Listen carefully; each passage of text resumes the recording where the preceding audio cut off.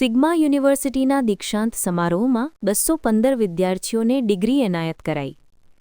Sigma યુનિવર્સિટીના amphitheatre ખાતે પહેલો દીક્ષાંત સમારોહ યોજ્યો, જેમાં શ્રી વલ્લભ કુલભૂષણ વૈષ્ણવાચાર્ય, પૂજ્ય ગોસ્વામી 108 શ્રી વ્રજરાજકુમારજી મહોદય, નિલેશ દેસાઈ તેમજ ડૉક્ટર પંકજ મિત્તલના હસ્તે ઉત્તીર્ણ થયેલ 215 વિદ્યાર્થીઓને ડિગ્રી તેમજ 7 વિદ્યાર્થીઓ અને 6 વિદ્યાર્થિનીઓને ગોલ્ડ મેડલ આપી પ્રોત્સાહિત કરાયા હતા.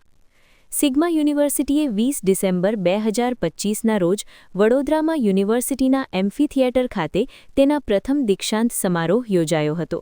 સમારોહમાં શ્રી વલ્લભ કુલભૂષણ વૈષ્ણવાચાર્ય, પૂજ્ય ગોસ્વામી 108 શ્રી વ્રજરાજકુમારજી મહોદય, પ્રતિષ્ઠિત વૈજ્ઞાનિક અને સ્પેસ એપ્લિકેશન સેન્ટર અમદાવાદના ડિરેક્ટર નિલેશ દેસાઈ અને secretary general association of Indian યુનિવર્સિટીઝના ડૉક્ટર પંકજ મિત્તલ મુખ્ય મહેમાન તરીકે હાજર રહી સ્નાતક થયેલ વિદ્યાર્થીઓને ડિગ્રી તેમજ ગોલ્ડ મેડલ આપી સન્માનિત કરાયા હતા.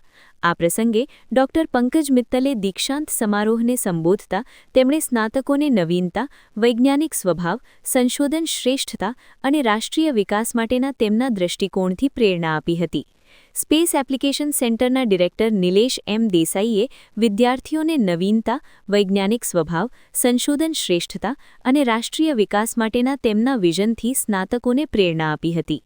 વલ્લભ કુલભૂષણ વૈષ્ણવાચાર્ય પૂજ્ય ગોસ્વામી 108 વ્રજરાજકુમાર મહોદયે પણ વિદ્યાર્થીઓને પરંપરા અને શિસ્તના પાઠ સાથે કેરિયરમાં શરૂ થયેલા નવા અધ્યાય માટે માર્ગદર્શન આપ્યું હતું.